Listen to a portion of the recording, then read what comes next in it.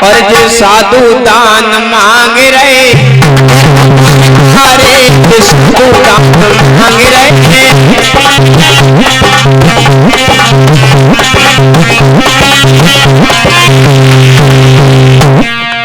इस देश में साधुओं की दशा बहुत खराब है। भगवान बुद्ध वो साधु नहीं थे। भगवान बुद्ध जब भिक्षाटन करते थे तो भगवान केवल 1, 2, 4, 5 घर से भिक्षाटन करते थे। भगवान ने कभी किसी से दान नहीं मांगा, कभी किसी से दक्षिणा नहीं मांगी। लेकिन आज के ऐसे ऐसे साधु हुए हैं, आज के छोड़ो बहुत पहले के साधुओं ने देखो दान कैसे कैसे मांगे। अरे देखो तुम्हारे तुम्हारे मांग, देखो तुम्हारे तुम्हारे मांग रहे।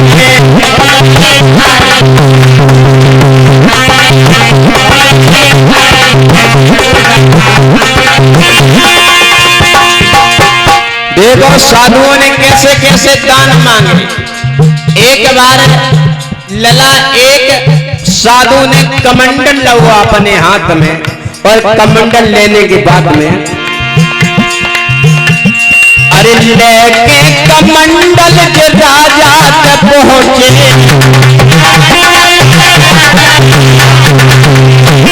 एक बार एक साधु जी ने कमंडल लो अपने हाथ में, और कमंडल लेने के बाद में एक राजा के पास पहुंच गए, और राजा तो पहले दरवाजा भरवाए, और दरवाजा भरवाने के बाद में राजा से दान मांगो। देखो अरे लेके कमंडल राजा तक पहुंचे, और अब देखो साधुओं ने कैसे कैसे दान मांगे। अरे बन के भिखारी,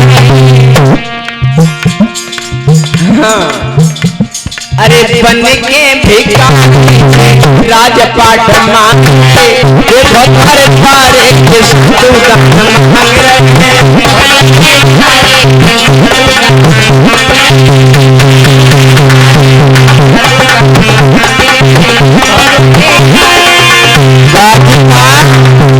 कितना विचित्र है, साधु दान मांग रहे हैं और साधु दान में राजपाट मांग रहे हैं। राजा ने राजपाट भी दे दिया, फिर भी कहा कि अभी भी 60 बार सोना बाकी है, खुद बिक जाओ।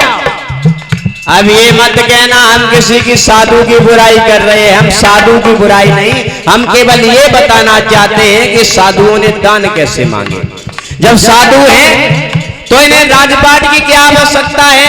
आज भी देश में साधु राजगद्दी पर बैठे हुए हैं। साधु हैं तो उन्हें राजगद्दी की क्या जरूरत है, वो तो जाएं मठों में रहें, समाज को ज्ञान दें। लेकिन साधु भी बड़े होशियार हैं, साधु भी जानते हैं मठ में मंदिर में कुछ नहीं रखा है, जो कुछ रखा है वो राजगद्दी में रखा हुआ है। हाँ अरे बन के भिखारी जे मांग, देखो थारे थारे साधु दान मांग रहे।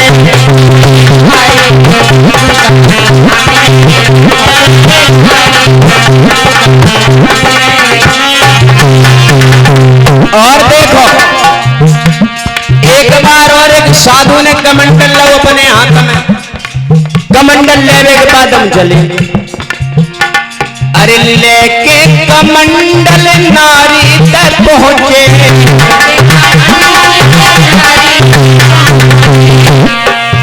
एक बार और एक साधु जी ने, 3 साधुओं ने कमंडल लो अपने हाथ में और एक स्त्री के पास में पहुंच गई। और स्त्री से जगई देखो अब हमें तुम भोजन कराओ, और देखो हम ऐसे भोजन नहीं करें, हम कोई ऐसे वैसे साधु नहीं है, हम बहुत पहुंचे भाई साधु हैं। हम भोजन तब करें पहले तुम अपने सब कपड़ा उतारो।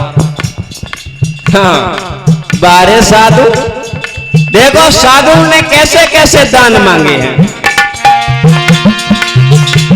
अरे लेके कमंडल नारी तक पहुंचे,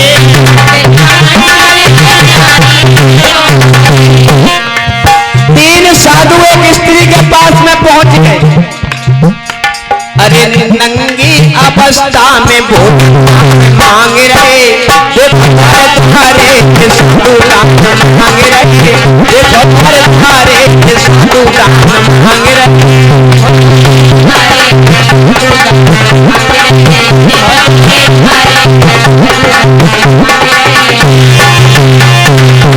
बारे साधु स्त्री से कह रहे हैं कि मुझे निर्वस्त्र होकर के भोजन कराइए। अब बताओ, जो स्त्री से ये कहे, हम किसी साधु का नाम नहीं लेना चाहते हैं कि वो 3 साधु कौन थे, हाँ, लेकिन केवल इतना बताना चाहते हैं कि साधु ने निर्वस्त्र होकर के स्त्री से भोजन मांगा। पता है वो 3 साधु कौन से थे? कितने लोगों को पता है? हाँ, सब समझ ही गए। साधु स्त्री से कह रहे हैं निर्वस्त्र होकर के भोजन कराइए, ऐसे साधु नहीं है। भगवान बुद्ध ने तो यहां तक कह दिया, कामेश मिच्छाचारा वेदमणि शिक्षा पतंग समाध्या में मुझे व्यभिचार से व्रत रहने की शिक्षा ग्रहण करना चाहिए। हम अपनी पत्नी के अलावा किसी से संबंध न रखें, लेकिन साधु स्त्री से कितने गलत शब्द बोल रहे हैं बाजी बाबा। ये तो पहले के साधु आते, आज के साधु देख लो। आशा राम राम पाले धाम वृक्ष देख लो।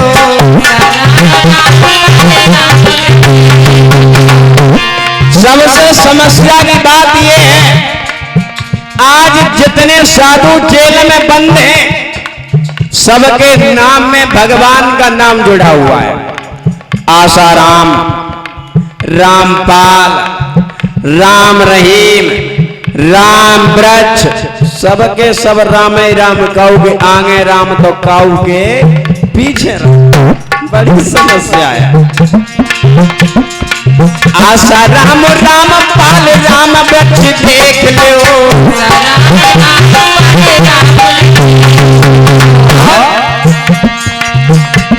जो जेलन में पड़े तारा बात मांग रहे, देखो द्वारे धारे साधु दान मांग रहे।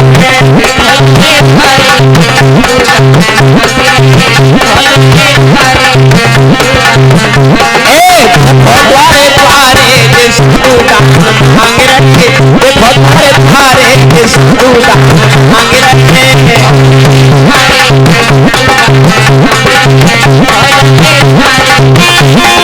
बारे साधु कैसे सन्यासी प्रवेश राम रहीम देख लो। साधुओं की बहुत दशा गंभीर है, क्योंकि साधुओं के कपड़ों पर आदमी इतना विश्वास करता है, समझ ही नहीं पाता है। चाहे कहो गुरुद्वारे जाओ, दिन में मठा मांगे आओ, रोटी खाए आओ, बग भविष्य बताए आओ, संजा गुबाई की भैंसिया बोल ले आओ।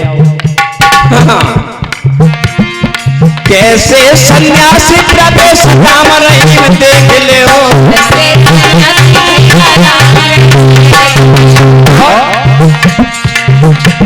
जो हनी प्रीत चेली,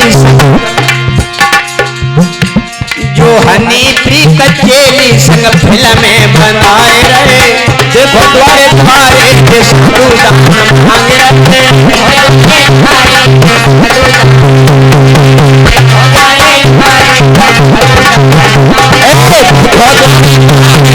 साधु मांग रहे, देखो द्वारे साधु दान मांग रहे।